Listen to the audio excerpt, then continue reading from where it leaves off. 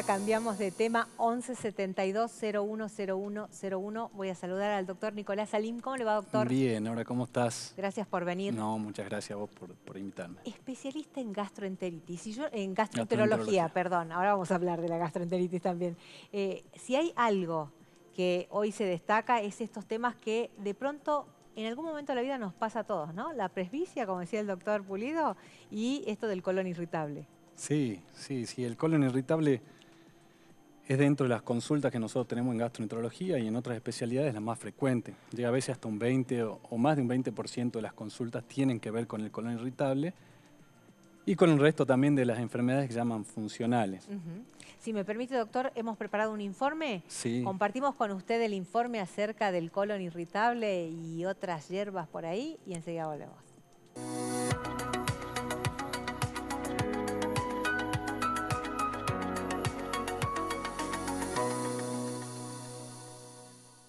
Hoy en día es innegable el rol protagónico que tiene nuestro intestino en la salud integral. Impacta en el sistema inmunológico, cardiovascular, pulmonar, en el sistema nervioso y en el cerebro. Cientos de estudios han demostrado su rol prioritario, específicamente el de la flora intestinal, en la producción de neurotransmisores como la dopamina y serotonina. Conocidas como hormonas de la felicidad, ambas tienen su mayor y principal producción en el intestino. Tanta es la evidencia que existe sobre cómo nuestro intestino impacta en nuestro cerebro, que también se le ha llamado el segundo cerebro. Es normal que nuestro sistema digestivo reaccione frente a eventos emocionales y estresantes. El síndrome de colon irritable es un ejemplo claro. Cuando estamos nerviosos y sentimos estrés, se desencadena la sintomatología que incluye hinchazón, dolor y diarrea. Y de manera inversa, podemos evidenciar que existe un desequilibrio en nuestra flora intestinal y por consiguiente no estamos ni absorbiendo ni produciendo las biomoléculas de manera correcta. En la Semana Mundial de Prevención del Cáncer de Colon, en este programa queremos sumarnos a la difusión de la importancia de la prevención, la consulta precoz a un especialista y la necesidad de llevar una vida saludable para evitar el desarrollo de enfermedades prevenibles relacionadas con nuestro intestino.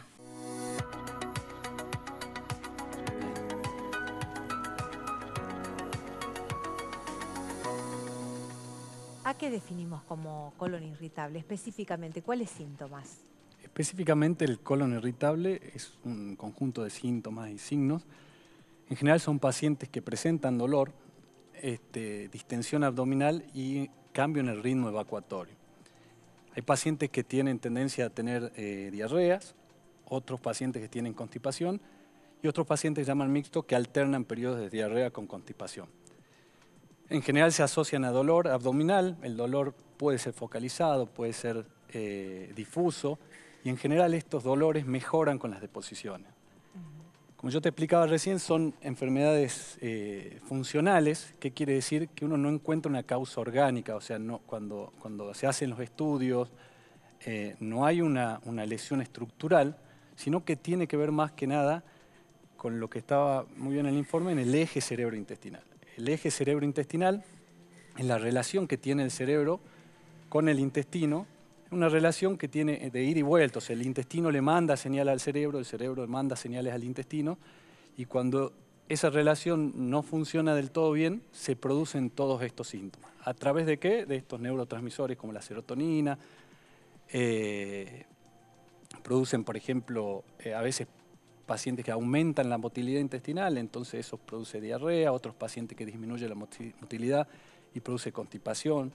Bien. Disminuye la sensibilidad, entonces distensiones que son por ahí normales las sienten como dolorosas. Doctor, esto quiere decir que, por ejemplo, un paciente come algo que no está acostumbrado a comer, Sí. pero en ese mismo día que comió eso, tenía un examen. Sí. ¿Es más frecuente que esa diarrea que podría tener es por culpa del examen que por lo que comió? Y muchas veces sí, también produce el colon irritable alguna intolerancia a algunos alimentos, entonces por ahí se mezclan las dos cosas, pero sí está relacionado con este segundo cerebro, como se dicen. Inclusive hay hoy en día una rama de la gastroenterología que se llama neurogastroenterología, que es la que estudia todo esto. ¿Y cómo se trata? ¿Multidisciplinariamente? ¿El colon irritable? Claro. Sí, el colon irritable tiene tres patas principales, digamos, que uno es la alimentación, Sí. otro es el estrés y por otro lado la medicación, digamos, que existe medicamento que es específico para cada paciente. O sea, no todos los pacientes responden hacia un mismo medicamento. Depende si los pacientes tienen constipación, diarrea o Bien. mixto. O sea que no sería raro que vamos a verlo a usted porque tenemos colon irritable y usted nos mande un psicólogo, por ejemplo. Y probablemente sí. Un psicólogo, hacer actividad física, algo recreativo como para bajar el estrés. Probablemente te demos algún tipo de medicamento y también la alimentación es importante, una alimentación saludable. Hoy en día se está estudiando mucho todo lo que es la microbiota intestinal o la flora intestinal, que también, pensá que en el intestino tenemos millones de bacterias, hay más de 35.000 especies de bacterias dentro del colon. Y eso siempre tiene que estar en un equilibrio. Cuando hay un paciente sano, eso está en un equilibrio. Cuando ese equilibrio se rompe por diferentes causas, te empiezan a dar estas manifestaciones clínicas como por ejemplo la del colon irritable, más que nada la hinchazón, la distensión. Bien. ¿Cuánto es permanente la problemática o es intermitente o cuántos días puedo estar con un ataque El colon relacionado? irritable es una enfermedad crónica, pero en Ajá. general hay pacientes que la tienen permanentes, otros pacientes la tienen de forma alternante, y es importante el tratamiento, la relación médico-paciente en estas enfermedades es muy importante, y también saber que es una enfermedad totalmente benigna, digamos. Es una enfermedad que produce muchas ausencias laborales, muchos problemas sociales de las personas, porque vos pensás que una persona que coma y vaya al Sí, baño todo el tiempo, claro. le cuesta mucho integrarse en la sociedad. Ahora, doctor, usted acaba de decir es una enfermedad benigna. En estos días vamos a escuchar mucho hablar de cáncer de colon porque estamos en tiempo que la Organización Mundial de la Salud estipula como de concientización en los medios de comunicación acerca del cáncer de colon. Nada tiene que ver el colon irritable. El colon irritable no tiene nada que ver con el cáncer de colon. Bien. Sí sabemos que el cáncer de colon es la segunda causa de cáncer, después de cáncer de mama a nivel mundial. Tiene una incidencia muy alta, o sea, se diagnostican más de 15.000 casos de cáncer de colon anual en Argentina. Y tiene una mortalidad muy alta, que son más de 7.000 muertes por año por cáncer de colon. Si uno lo lleva por día, son más de 20 muertes por cáncer de colon por día, que eso es más cáncer de muerte que por accidentes de tránsito. Claro que sí. Lo que tiene el cáncer de colon, que es una de las enfermedades que tiene la posibilidad de prevenir en la mayoría de los casos, ¿sí? ¿Por qué? Digamos, ¿cuáles son las características que tiene esta enfermedad que tiene la posibilidad de ser prevenible? La principal es que el 90% de los cánceres de colon, o más del 90%, primero aparecen como lesiones benignas que se llaman pólipos. Son como verruguitas que salen del colon, que son benignas, y a veces cuando tienen menos de 1 centímetro pasan hasta 10 a 15 años para que esa lesión se pueda llegar a transformar en un cáncer. Nosotros tenemos toda esa ventana para poder actuar, ¿sí? Entonces, ¿qué se recomienda hoy en día? Hacerse algún estudio después de los 50 años en Argentina. Hoy en día está bajando la edad a partir de los 45 años, como prevención de cáncer de colon. Dentro de los estudios tenemos el test de sangre oculta en materia fecal, inmunohistoquímica, que es una muestrita de materia fecal que te mide microscópicamente si hay o no hay sangre en la materia fecal. Los pacientes que tienen sangrado, ahí ya pasan a hacerse la colonoscopía. Eso se debería hacer anual. Otro método de screening o de prevención es la videocolonoscopía. La videocolonoscopía se hace a partir de los 45, 50 años en pacientes que no tienen antecedentes de cáncer de colon, o sea, en toda la población, ya sean varones o mujeres, que lleva una preparación previa, que es una limpieza de intestino, después el paciente se duerme con una sedación, uno ingresa a través del ano y ve todo el intestino grueso, que bueno, ese es el colon, la última parte del intestino, y ahí ve si hay pólipos o no hay pólipos. En el caso de que haya pólipos, que son estas verruguitas, uno las puede ir sacando, se llama polipectomía por diferentes técnicas, Bueno, y eso previene que esos pólipos con el tiempo puedan llegar a transformarse ¿Y este en un estudio, cáncer. doctor, cada cuánto se recomienda?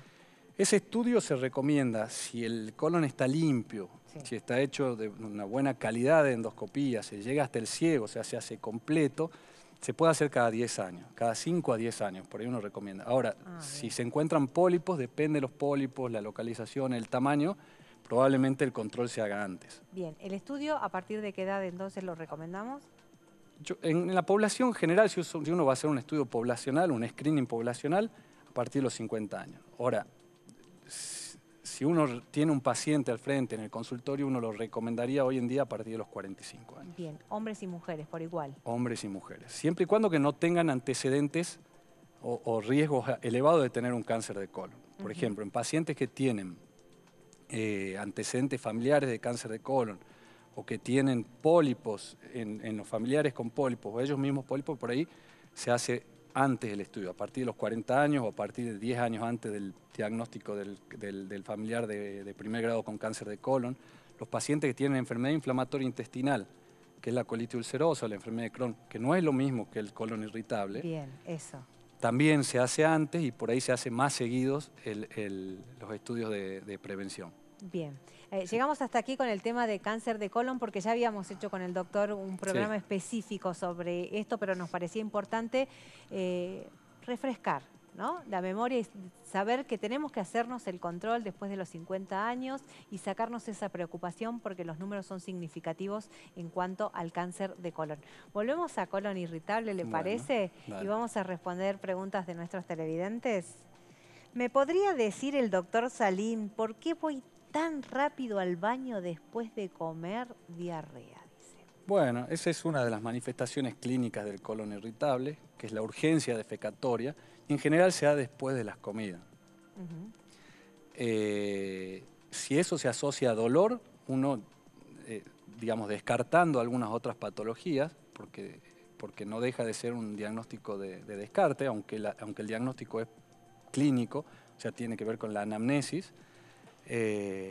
Bueno, eso sería una de las manifestaciones del colon irritable. Doctor, ¿hay alguna medicación que le permita a una persona que sufre de colon irritable poder tener una vida social normal, que podamos tomar algo antes de salir? Porque si la necesidad evacuatoria es tan rápida después de la comida, ¿por ahí hay algo? Hay medicamentos, hay un montón de medicamentos para el colon irritable, pero como yo te decía, no solo la medicación va a ayudar a estos pacientes a mejorar, sino, por ejemplo, a veces es necesario hacer algunos estudios que se le demuestren al paciente que realmente no tiene ninguna lesión orgánica, se llama reaseguro. Tratar el estrés, porque siempre hay una causa probablemente desencadenante de esto. En el caso de la diarrea, por ahí hay que estudiar si no tiene un sobrecrecimiento bacteriano que le produzca distensión. Existen los test de aire expirado que miden hidrógeno, entonces te miden las bacterias que, digamos, que están produciendo ese desequilibrio y muchas veces con un tratamiento antibiótico específico para eso puede mejorar la diarrea. Depende mucho de cada caso específico. 11 72 01 0101, ahí tenemos otra pregunta. Buenas tardes, ¿cómo puedo diferenciar si es colon irritable o intolerancia a algún alimento? Bueno, con la anamnesis uno puede diferenciar eso. Acordémonos que el colon irritable también a veces produce intolerancia a algunos alimentos. Por ejemplo, los pacientes con colon irritable muchas veces no toleran el gluten, no toleran bien la lactosa, algunos tipos de azúcares. Entonces se puede, primero es importante descartar algunas intolerancias a la lactosa, a la fructosa, se hace también con test de aire expirado. Descartar que no tenga una enfermedad celíaca, eso se hace con análisis de sangre, una endoscopía con toma de biopsias del intestino delgado. Y bueno, y después dentro del tratamiento uno puede suspender algunos alimentos que se consideran que estén afectando al paciente. Bien, acá hay una pregunta que me parece interesante porque esta mañana también me llegaba en la radio para el doctor. ¿Colon irritable tiene como síntoma también la dificultad de evacuar? O sea, todo lo contrario que estamos hablando ahora de la diarrea, doctor. Sí, sí, por eso te decía que hay algunos pacientes que tienen tendencia a la diarrea y otros pacientes tendencia a la constipación o al estreñimiento, ¿sí? Son distintas manifestaciones de la misma enfermedad. Bueno, acá está uno de nuestros televidentes haciendo una pregunta urgente sobre hemorroides. Me parece que tenemos que hacer un programa especial, doctor, sobre hemorroides, porque también es una problemática y una enfermedad que afecta mucho a la población. Acá nos dice que fue operado hace 12 años de hemorroides, pero cada vez que va al baño padece de inflamación y algunas muy dolorosas. Sí, puede volver a tener hemorroides. Ajá. Siempre es importante los pacientes que tienen hemorroides revisarlo, hacer un tacto rectal, porque no siempre son hemorroides. Lo más frecuente es que sí, pero si tienen sangrado, por ahí hay que estudiar la causa del sangrado, hacer un estudio de colon o evaluar que no sea un absceso, una fístula. No todo lo que está alrededor del ano siempre es hemorroide. Ahora, Entonces es importante la consulta. Si sufrimos de colon irritable, ¿puede tener como consecuencia las hemorroides? Muchas veces sí, porque los pacientes o tienen diarrea o tienen constipación. Ajá. Y eso te empeora la hemorroide. Bien, otra de las preguntas que están aumentando, tengo estreñimiento, me dijeron que tengo el intestino muy largo, ¿puede ser la causa? No me parece, dice el televidente, le vamos a decir que tiene que consultar al médico, pero ahora le preguntamos al doctor. Sí, la constipación no solamente es la causa del intestino largo. Ajá. Por ejemplo, dentro del sobrecrecimiento bacteriano, hay veces que hay bacterias que producen metano, que es un gas, y ese gas se demostró que actúa como neurotransmisor y es causa de constipación, por ejemplo, en los pacientes que tienen sobrecrecimiento. Entonces, con un tratamiento antibiótico mejora. Y hay otras causas, muchísimas causas de constipación, que no solamente por el colon largo. También ayuda a tener constipación el colon largo, pero no es siempre la causa principal. Doctor, acá nos están pidiendo información sobre el síndrome del Gardner. ¿Gardner? ¿Es así? Sí. El hijo tiene 17 años, le diagnosticaron este síndrome, le sacaron el intestino grueso. Sí. ¿Habrá algún especialista que le podamos dar una mano a esta persona? No, eso es más una enfermedad genética, congénita, que tiene que ver, por ahí lo ven más los pediatras que nosotros. Ajá, directamente. Doctor, ¿es verdad que el colon irritable también depende del estado mental de la persona, ya sea estrés y esas cosas? Sí, es lo que veníamos diciendo. Vamos con otra pregunta. ¿Se puede operar una hernia juntamente con la vesícula? Sí, se puede. Tendría que consultarlo con el cirujano. Se puede hacer. Bien. Vamos avanzando con las preguntas. Buenas tardes, disculpe una pregunta. ¿Por qué cuando como la comida se me hincha mucho el estómago? ¿Qué pastilla me puede recetar? Gracias. Bueno, por ahí eso del estómago sería la distensión, supongo yo, la parte más alta del abdomen, y es lo que se llama dispepsia. No siempre, la dispepsia es como el colon irritable, también es de estas enfermedades funcionales que tienen que ver con el estrés, pero que se manifiesta de otra manera. Distensión abdominal en la parte alta, eructos, náuseas, que no tolera bien las comidas. Y hay medicación y también un enfoque multidisciplinario de los pacientes. Otro de nuestros televidentes dice, buenas tardes, tengo gastritis nerviosa y cuando como se me hincha la panza. ¿Esa es la que acabamos de leer o me equivoco? No, pero creo que es lo mismo la respuesta. Buenas tardes, tengo 50 años, tengo como una verruga o una tripita que me sale por el ano. ¿Será hemorroide, doctor? Yo noto que me pasa algo. Sí. ¿Puede ser cáncer? Lo más probable es que sea una hemorroide, pero como te decía, en esos casos hay que consultar, revisar bien, y a esa edad ya le correspondería un screening de cáncer de colon, así que por ahí una colonoscopía para terminar de estudiarla bien. Bien, doctor, ¿el diagnóstico de síndrome de Barrett puede también combinarse con colon irritable o son muy independientes los síntomas? En general son independientes porque el síndrome de Barrett o el esófago de Barrett es una modificación de la mucosa del esófago que se produce en pacientes que tienen reflujo crónico. O sea, el ácido del estómago crónicamente durante mucho tiempo sube hacia el esófago y va haciendo que las células se modifiquen. Eso es el esófago de Barrett. Bien, voy a pedirle permiso a mis televidentes para hacer algunas preguntitas para poder cerrar este tema, que tiene que ver con qué podemos hacer. Mejorar nuestra alimentación, ¿desde qué punto de vista? ¿Cuáles serían los alimentos que debemos dejar a un lado?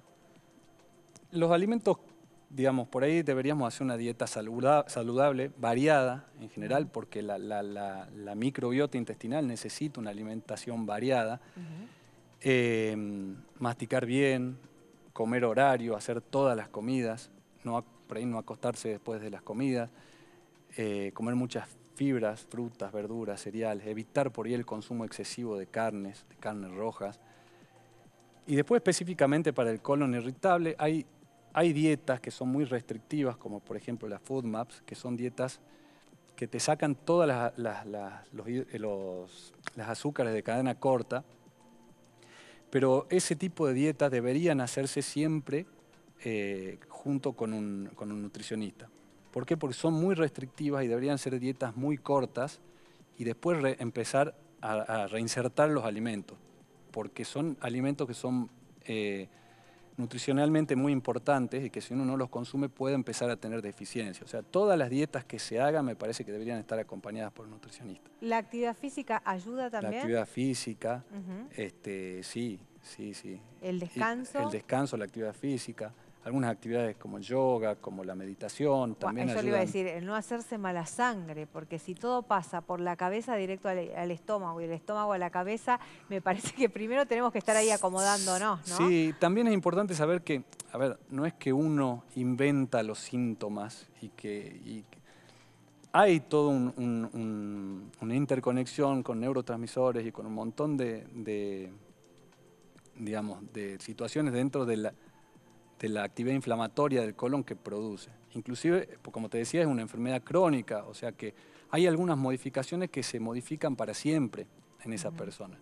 Y los síntomas los siente. Entonces es importante, primero, despejar dudas, que no es algo malo, que es una enfermedad totalmente benigna, pero bueno, tratarla de forma multidisciplinaria y bajar un poco el estrés de la manera que se pueda.